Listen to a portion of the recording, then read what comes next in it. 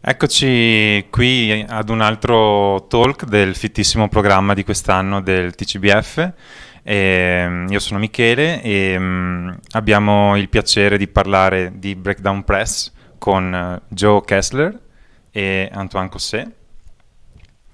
Erano anni che volevamo portare Breakdown Press al festival e finalmente ci siamo riusciti. C'è una mostra per chi di voi è a Treviso in questi giorni o passerà nelle prossime settimane a Cada Noal o Cade Carraresi e visitabile appunto lungo tutta la giornata, tutte le prossime 2 settimane, e per cui adesso chiacchieriamo un po' con gli autori appunto di questa realtà che è un po' a metà fra la casa editrice istituzionale affermata e l'indie press, ed è in questi 10 anni è entrata un po' nel cuore di tutti i fan del fumetto indipendente.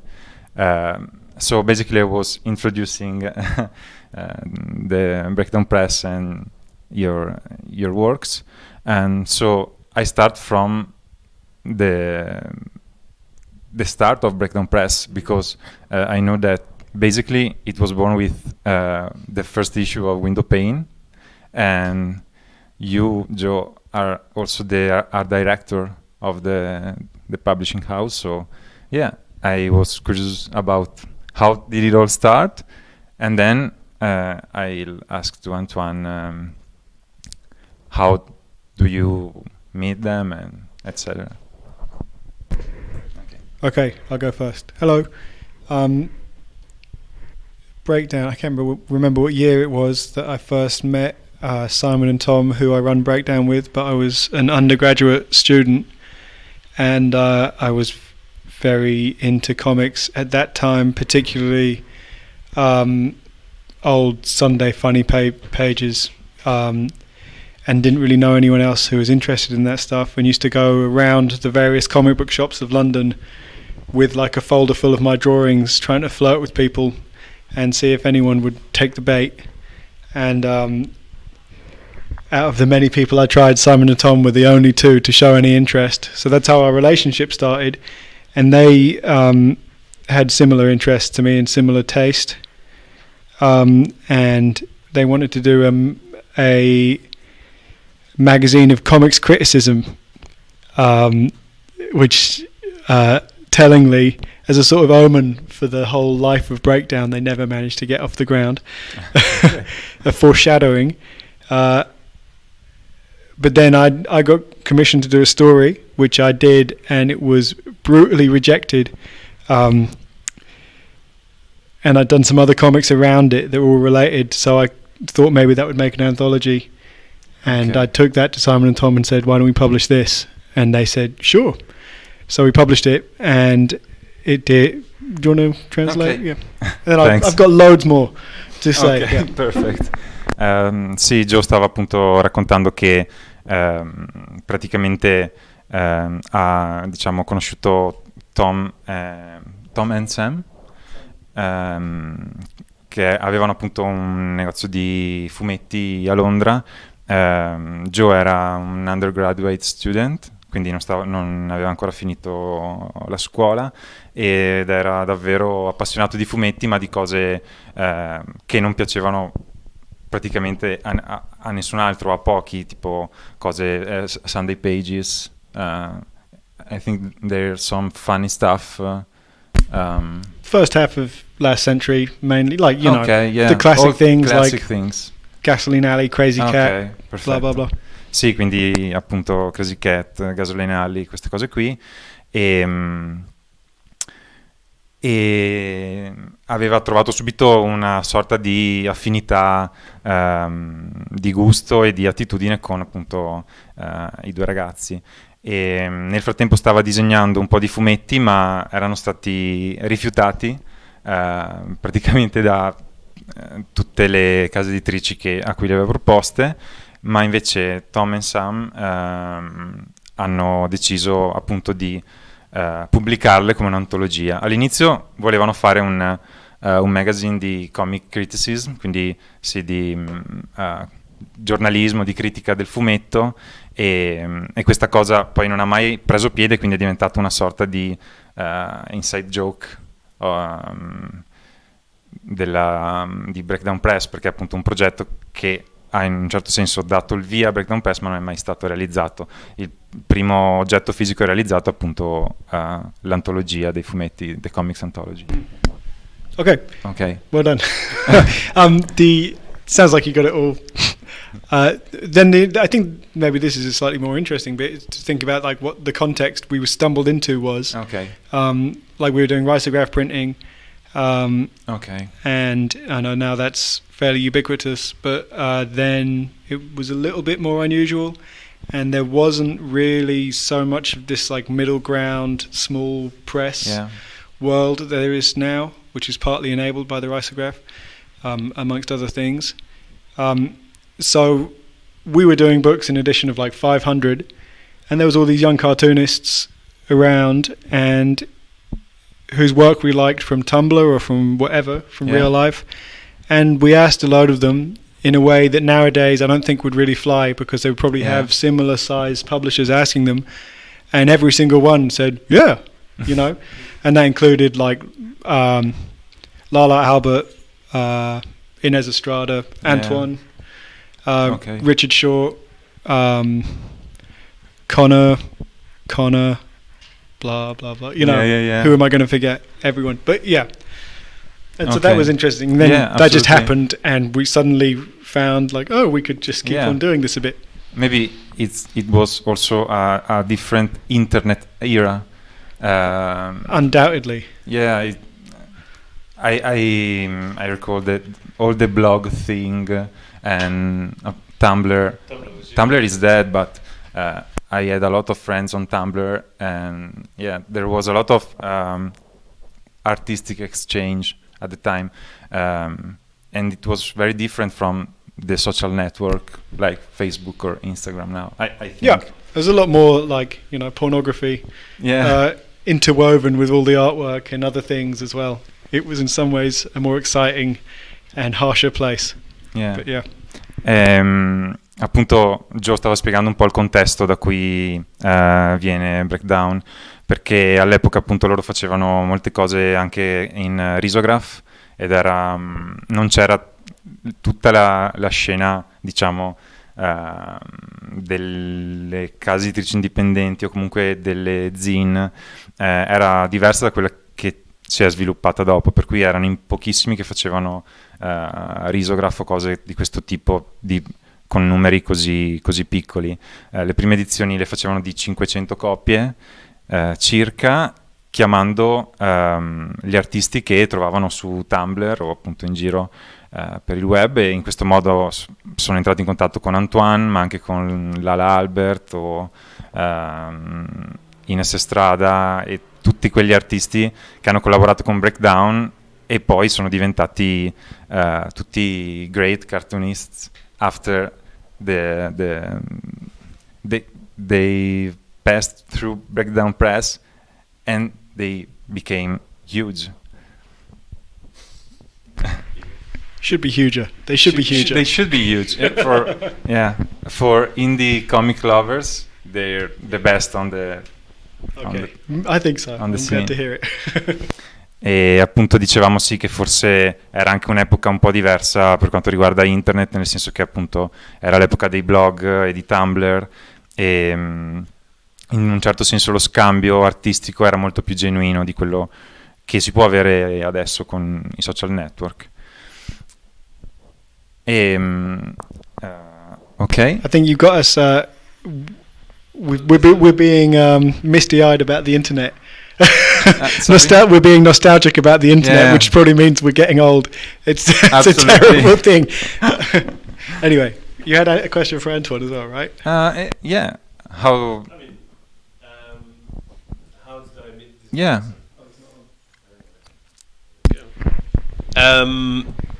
Well, I had published I was self-published a few comics before, out of because I graduated from university a bit earlier than Joe. Okay. Like maybe 4 or 5 years before. 20 years. 25 years before. No, yeah, 4 or 5 years before, and then I self-published comics. So I would go into Gosh, which helped Breakdown Press get off the ground later on. And then I published one book that you guys read. And then I did one show in London for that book where I was, I think it was the opening night. And then you all came and we started talking, and they were like, we should do a book together. Okay. And that book was called Kiddo. Yeah. And it was great. Yeah, so the first book I did before was like Kiddo, and it wasn't with Breakdown, it was another publisher called Records. And yeah, so that's how we met. Ok. And then sì, Antoine aveva già pubblicato self-published, quindi aveva appunto autopubblicato un libro e dopodiché appunto aveva fatto un altro libro di cui avevano fatto uno show a Londra, quindi una mostra a Londra, ed è stato lì che si sono conosciuti con i ragazzi di Breakdown Press. And I missed the Kiddo thing. Okay. Yeah, it was. I did one book before. Okay. And then, yeah, that's how you guys perfect. kind of heard of what I was doing, I guess. Okay. But we knew, but you knew Babak as well. So I guess that's the whole. Yeah. Okay. We knew some people, yeah. Ok, so adesso vediamo anche un po' di immagini dai due libri che sono esposti in mostra, ok? Appunto, per chi ci sta seguendo, la mostra è focalizzata su Window Pane di Joe e Showtime di Antoine, e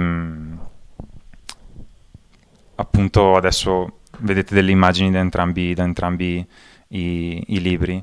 So my next question is about your process, because both your works are very experimental and also visually challenging, and the story goes on with images. There's not too much text or balloon, and it's really a visual storytelling, but it's really free form. So I was interested in how do you start to tell your story. I don't know if you say, okay, I have this story in mind and do the script, or it's like you're doing a bunch of drawings and stuff and say, okay, this could be a story. Well, I don't know for Joe, but like it generally starts with one kind of really graphical idea, like an image. Generally, it starts from an image, so maybe actually that makes sense. And then from that image, a few ideas for stories emerge, and then I kind of park them somewhere. Okay. And then I start something else, and then I go back to that story, and that's the story that I generally have like a few ideas at the same time, and one will prevail, and that's the one I'll do a big book with. And then my process is very free flowing. I mean, I have to say that I do feel I think comics is quite an incredible medium for that, because you feel like, because you're on your own and you play with a lot of different things from different mediums, you're incredibly free. So I don't feel Absolutely. constrained by anything when I'm doing. I mean, apart from having to make money somewhere else and finding time to do it. But while I'm doing it, it's still, it's real freedom. Free. So maybe he shows in the books, Yeah. And then. So I'm trying to curb that a little bit in the more recent books. So I'm trying to get a bit more of a contained storyline so I can follow it. But Showtime was fully free. Okay. I went all out for 3 years. Too free. Yeah, somehow maybe a bit too free. Like just Yeah, I remember like bringing you guys the story quite a few times, and it's always the same thing. So I bring the story, and you're like, yeah, I just don't get anything of it, but it looks good. And then yeah. It's a little bit more involved, and then there's some feedback, and then you change. Of course, like there's a real there is a real editing thing, but I think it's not as formal as with other editors, I guess, because I know these guys, they're my friends, so we would meet and we would hang out, and then I would show some pages, and you would guess from the reactions and stuff, and some things like, oh, don't show that. Ok. Appunto, Antoine diceva che lui di solito parte da un'immagine e quindi è un po' quello che si diceva prima, quindi disegnando trova un'immagine che è particolarmente evocativa, che può raccontare una storia, allora inizia a indagare un po' quella direzione lì. Però in realtà finché disegna ci sono molte idee in circolo e poi è dalle immagini che pian piano le cose prendono forma, e diceva che appunto Showtime è davvero molto molto libero, e Joe scherzava perché diceva sei così libero che quando ci portava le bozze e lo guardavamo e dicevamo cool, but we don't get it, but it's cool. E invece in altri libri più recenti sta cercando di attenersi a uno storyline un po' più costruito, ma comunque molto libero, perché appunto diceva che il fumetto è un mezzo che ti consente di essere molto libero e di appunto non avere determinati paletti. Yeah, I think so just to carry on from what Antoine's saying, which was, I think, absolutely partially true. I think there's like there would be an interesting study to be done, or like an attempt to edit Antoine, and like as another artist, and also the rest of us not really being experienced editors, to put it mildly, it's an interesting challenge. It's like a very slippery fish from whom like the stories just seem to pour out, and when Antoine's drawing, it's like it comes out in this quite coherent, readable way. And so even if the story bounces all over the place, you follow the visuals.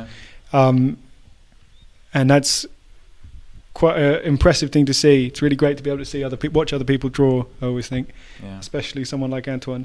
And a very difficult thing to get hold of if you're like trying to edit the story. And then also your like narrative, I don't know what the word would be, style or approach is fairly, I don't know what a word to say that makes it not sound pejorative, because I really like it. But it's really all over the place. It takes you in like completely unexpected directions, and you don't, there is a storyline, but it's really kind of, and I'm kind of trying to get to the end. Okay. It's weird, yeah, it's a weird process. So Antoine, for his, I hope you don't mind me saying this, for his day job has been drawing stuff in meetings, or was for years. And there's like this fluency of composition maybe that makes you good at that job, or partly comes from doing that.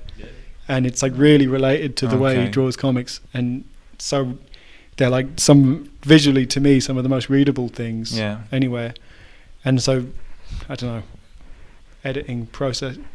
So in some ways our process is very similar in terms of everything that Antoine said, but the way we approach actually sitting down to draw feels very different as well, I think, It's all pretty mysterious. Yeah, even I understand. Maybe especially to me. Maybe some people really know what's going on. But. E appunto Joe continuava a parlare del processo di editing, perché appunto Antoine diceva che alla fine l'editing che fanno a Breakdown Press alla fine non ha niente a che vedere con un editing magari di una casa editrice più grossa, perché alla fine sono un gruppo di amici che si ritrovano e guardano insieme i disegni.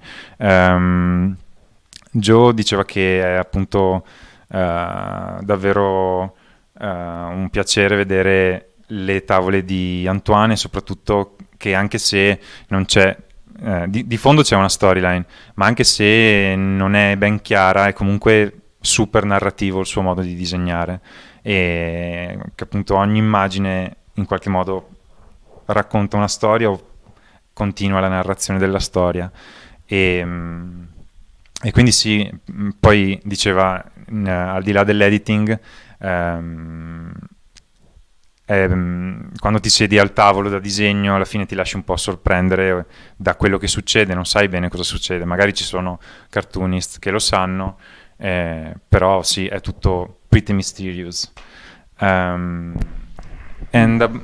about your... Some more nonsense to say about that. Okay. I was just going to say about have some small insight into other people's process from like working with them on their books a little bit to varying degrees, and it seems I was also curious about your art director. Yeah, I mean, art director is my official title, but like really, we all do everything kind of. You know, I just needed I needed an official title, and I chose that one because. Yeah, but so working with different artists, and some they have really vastly different approaches to this stuff, and I think the thing that Antoine described of like hanging, sort of the way I think about it is like hanging stories around certain images or certain ideas, seems quite similar to how I do it, but then I tend to redraw things lots and lots of times really fast, and one of the things I find interesting about that process is then your focus shifts and you become interested in, or like other parts of this narrative become more resonant or something, and then you end up having an interesting conversation with yourself. Whereas some people I know just draw things once and just get it down, and then that's the and it works for them. And I think that's a thing with all of I think nearly all the books we published. I know there's like some similarities, and probably from the outside a lot of them seem very similar, but to me all the artists we work with seem like utterly distinct, and they all seem to have like their own weird process and own approach, own set of values and those kind of things, even if those happen to like chime with some genre work or other things.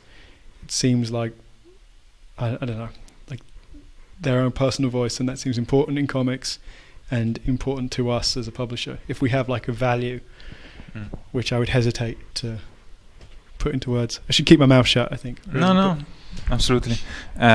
Sì, appunto Joe parlava anche di come diverso il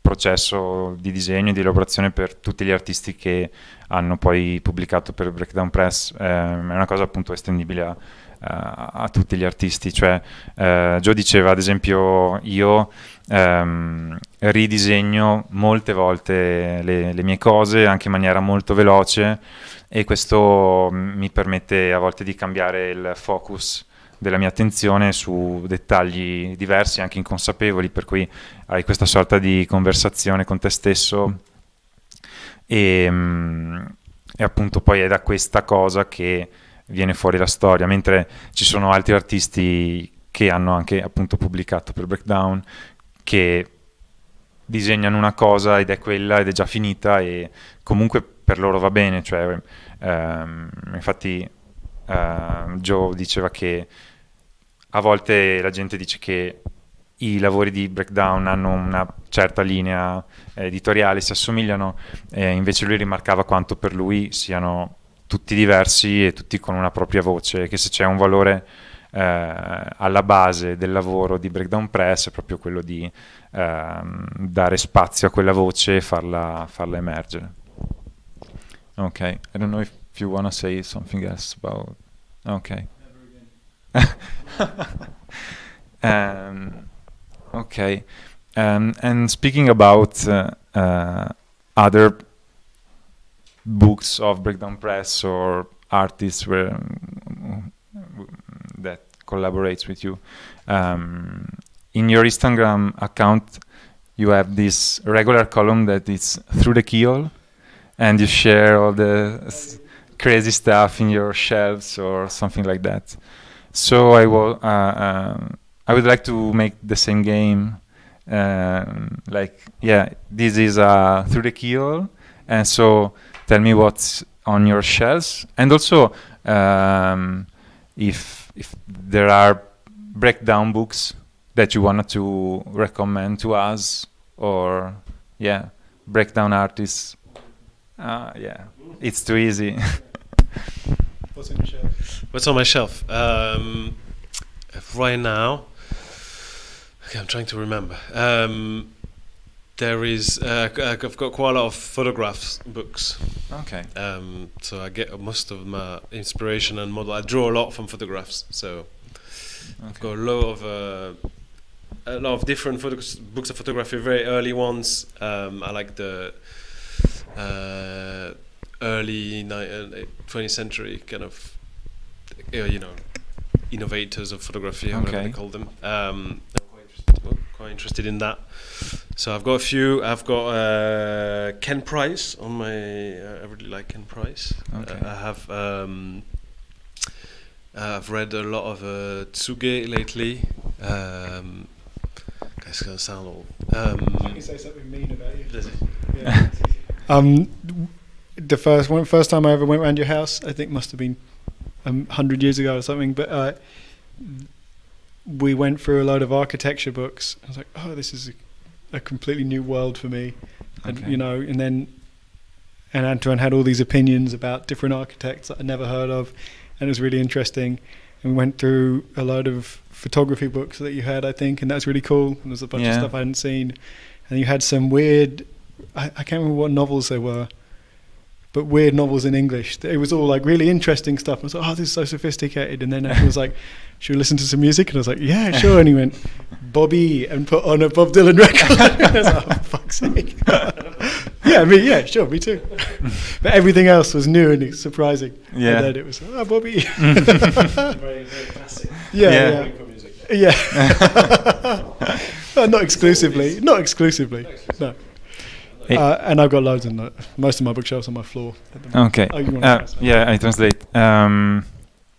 Appunto ho chiesto cosa c'è sulle loro mensole, sulle loro scrivanie, perché Breakdown ha questa rubrica, diciamo, su Instagram che si chiama Through the Keyhole, e loro condividono tutto ciò che c'è sulle scrivanie e sulle mensole della press, e molto spesso sono cose davvero pazze. E quindi ho detto a loro che volevo fare lo stesso gioco e quindi fingere di essere nella loro rubrica e appunto chiedergli cosa c'era in questo momento sulle loro shelves. E Antoine appunto ha detto che ci sono un sacco di libri di fotografia e anche cose appunto dei primi del Novecento. I don't remember the artists, the photographers. I've got a lot of old. Ken Price. Yeah, I've got Ken Price. Yeah, a book of Ken Price. Literally, the book's down on my desk. It's like a book of Ken Price, the big Tsuge book. I've got. Ken Price, perfetto. Sì, appunto, fotografia e Joe diceva che appunto una cosa che l'ha sorpreso quando ha conosciuto Antoine è che appunto aveva tutti questi libri di architettura e un sacco di opinions on architectures, e quindi appunto su architetti, e poi aveva questi libri di fotografia e quindi sembrava appunto una persona super sofisticata, e Joe era super affascinato da queste cose. E poi quando Antoine gli ha chiesto se vuoi mettiamo un po' di musica, ha messo Bobby, che era un disco di Bob Dylan praticamente, e quindi un po' correlato al palco, anche se in realtà anche io sono un grande fan di Bob Dylan, per cui and my shelves, oh man, I was just saying there's mostly on the floor at the moment because they've spilled over. It's just all different sorts of picture books. I don't know how to characterize them. Probably a lot of them are about a lot of graphic work, a lot of drawing stuff. I've got a whole load of novels, but I tend not to keep them. I tend to give them away, whereas I hoard the picture books, and a load of poetry as well. But it's great. Yeah, that was Out There by Jamie McKendrick. A book I really like. But then I have lots and lots of comics in languages I can't read, I suppose. And a lot of my favorite comics are in languages I can't read and have never been able to properly understand the words. What does that say about me as an artist? I don't know. But also I think that's what I value. I'm becoming more and more puritanical about text in Okay. comics, and I'm removing more and more text from my own work. I mean, I'm not telling anyone else to do it very strongly, but it's like it seemed to be like retreating into the monastery or something. And I think that's reflected in the way I engage with other people's work and, you know, my tastes as well. So. Assolutamente.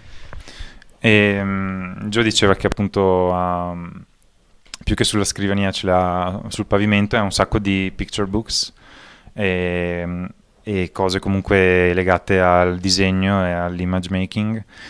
E non diceva che legge anche molti romanzi ma li dà via e è anche appassionato di poesia e ha consigliato un poetry book, the one you Jamie McKendrick, who's actually done a lot of stuff with Italian poets as well, translating Italian poets into English and doing really good translations of them.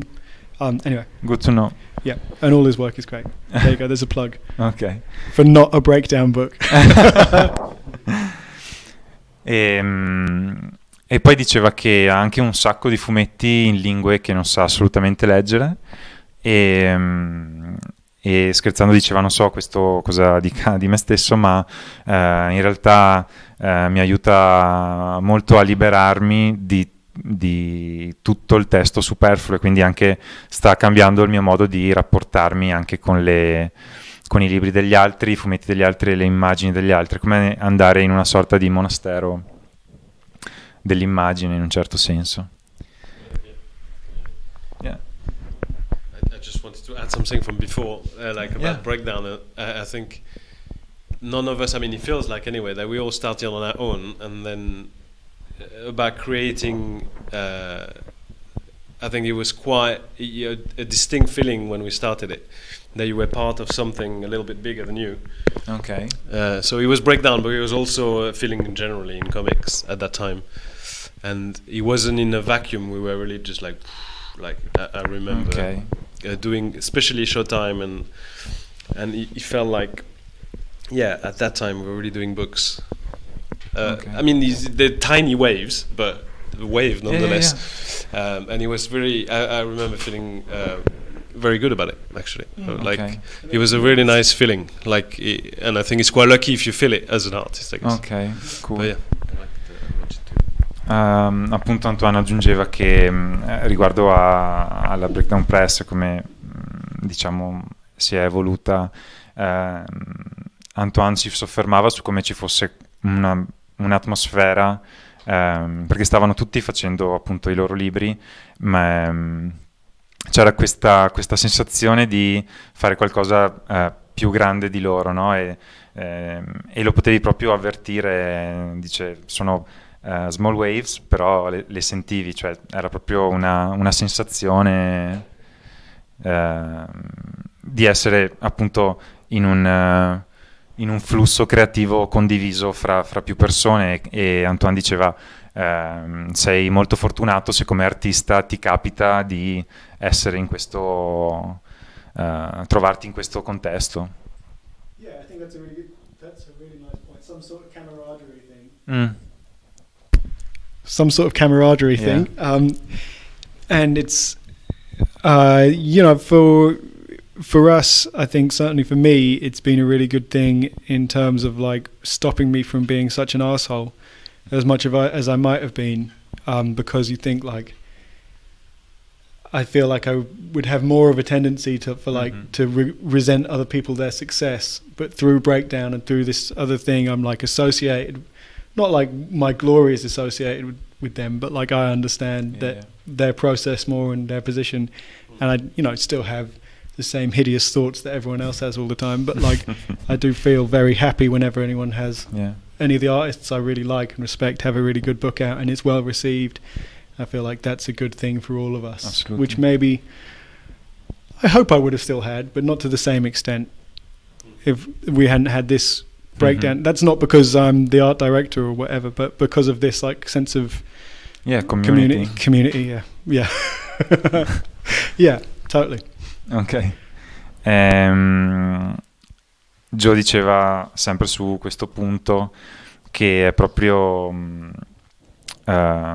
appunto è quasi come se fosse una community, cioè c'è questo condividere che in qualche modo, lui dice, mi ha permesso di non essere più un asshole, nel senso di ridimensionare anche l'ego in un certo senso, e perché molto spesso si tende a invidiare il successo degli altri, invece in questo spirito di condivisione e in questa cosa, in queste vibes che nutrono Breakdown Press, invece lui diceva che ha completamente cambiato anche il modo di rapportarsi col lavoro degli altri, per cui se un libro di breakdown appunto lo vedi nascere eccetera e poi ha successo, sei contento per l'artista che ha avuto successo. E lui diceva sì, non in veste di art director, ma proprio come parte di questo gruppo allargato. And in the future of Breakdown Press, what is coming on, or what do you see in the future of this like community of artists? Yeah, the community. I think we probably need to have like a little wash after our last speech or something. I think we made it sound a bit lovely. We all still like fight all the time and everything. Also, it's on different countries, so this. Yeah. It's not really. I was talking like you felt in general. Yeah, absolutely. Sorry, even in different publishers and different like. Okay. It was all like beyond just London and Breakdown Press. It really felt like all right, like we all this the medium in itself. I mean, that's how I felt. You know, like some other people might have not. But I think but I think we all did. Like and it was cool. You know, we traveled. I remember we traveled to New York. In 2014 or 15, and it was palpable. I remember. I was very excited about it. Future of Breakdown. Future of Breakdown. Well, I don't really know. You know, it's kind of it's an organism. Yeah, I think we just had a bunch of books out in the last couple of years, which have been like our books are getting a bit more substantial. Okay. Which we've done, and we've been very happy with them. Like Seasonal Shift by Lala Albert, or Tummy Bugs by Leomi, or Highwayman Klaus by Richard Short, or I could keep on going. And we're doing a bunch more books on that scale, including a bunch more manga reprints, and hoping to I'm getting there, and hoping to keep on doing that, to keep on putting books out at that scale with more frequency. Being able to afford to do it and to find the time to do it, and also to try and do some more small things that don't have the same financial constraints, that can give room to other artists and work with some new artists and blah blah blah, all the usual stuff. Yeah. And also just Tom has been working on this children's book line for a long time, and the first couple of books are just about to come out. Okay.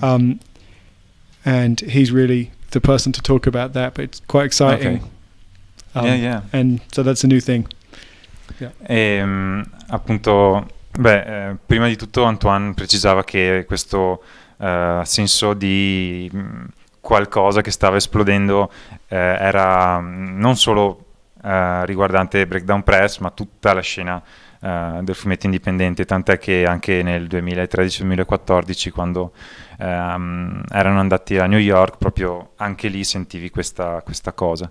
E invece per quanto riguarda il futuro di Breakdown Press, perché appunto gli ho chiesto cosa vedono nel futuro della casa editrice, e Joe diceva che appunto negli ultimi anni hanno pubblicato libri importanti anche proprio come antologie di spessore, tipo Seasonal Shift o Tommy Bug, e gli piacerebbe fare ancora più libri su quel filone lì, e Tom is working on children's books.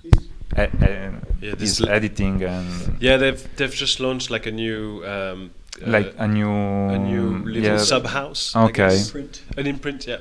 Which is called Happy Books, and it's like it's going to be children books. Ok, quindi c'è anche questa nuova collana di Breakdown Press dedicata in modo specifico alla letteratura per l'infanzia e ai libri per l'infanzia, e questa è appunto una cosa totalmente nuova per Breakdown, tant'è che poi Joe diceva appunto bisognerebbe parlarne con Tom per capire effettivamente la direzione, ma ci sono appunto queste nuove cose che stanno nascendo e che vedremo nei prossimi anni. Okay, so last question. I don't know. I want to ask you if you follow some Italian artists, or if there's some Italian cartoonists that you like particularly. Do you want to talk about the oldies first? No, you go for it. Yeah, there's a few.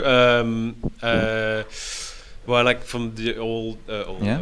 I really like Kaipax. Okay. I like Pacienza.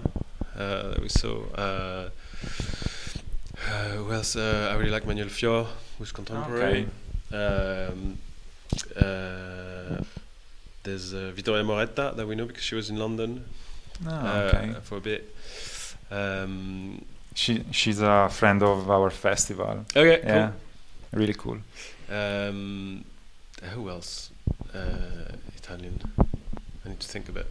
You've got Massimo Macchioli, I really like. okay, I particularly like M the Magician. It would be nice to publish that in English one day. Yeah. You know, there's a load. It's a bit difficult to like recall names on the spot. And absolutely. there's like a whole world of Italian comics which is like fairly obscure to me but quite exciting, and I've spent some time in Italy going through the second-hand bookshops in Bologna and elsewhere, and finding all these different formats which seem fairly unique to here, and a lot of the stuff's really pulpy but really interesting. Oh, and Altan, of course, Pimper, and his other work as well. But particularly those like 2 panels a page. Yeah, like old things, and they're really Criminal, Diabolic. It seems like loads of genre work, and it seems really interesting. I bought a bunch of them before. I have no idea who the artists are.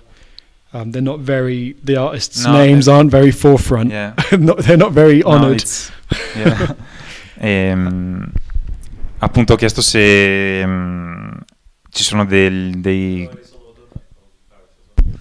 sorry? Alessandro Totta also. Oh, Alessandro Totta. Totta, ok, perfect. So I met him when I was in Paris.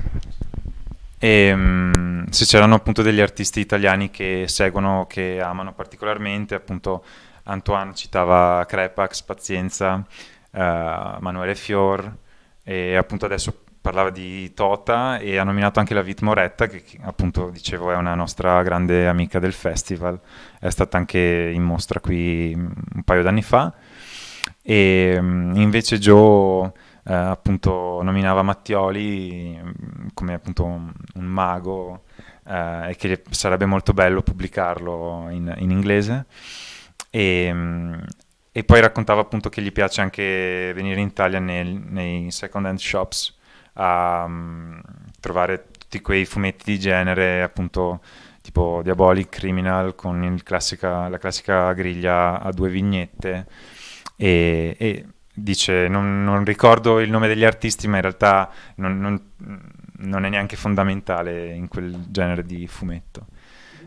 It seems like we have some access to the world of Franco-Belgian comics, and that seems it's all fairly obscure to us as well, though we familiar with a bunch of the more famous artists and have been able to find a load of stuff.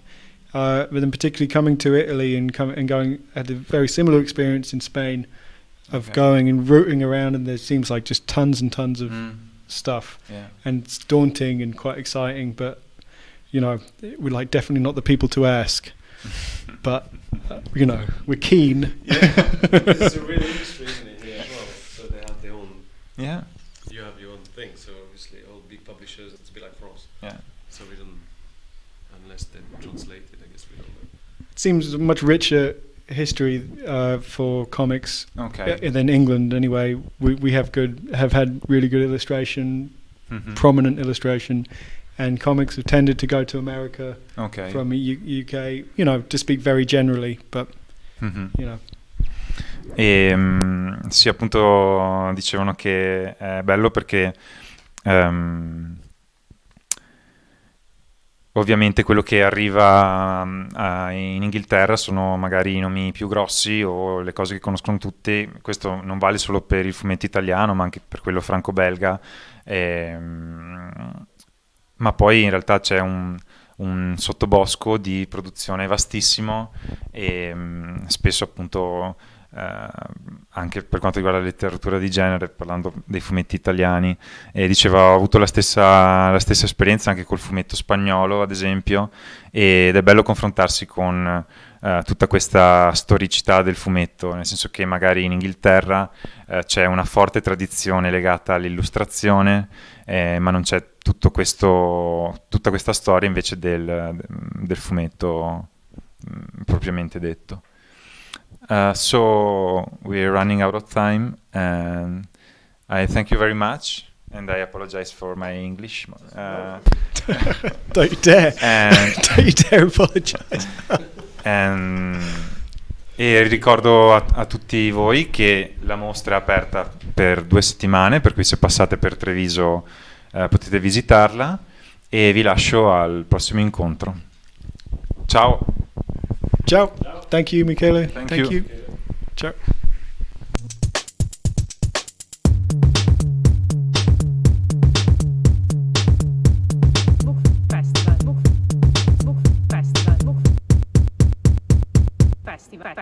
Festival.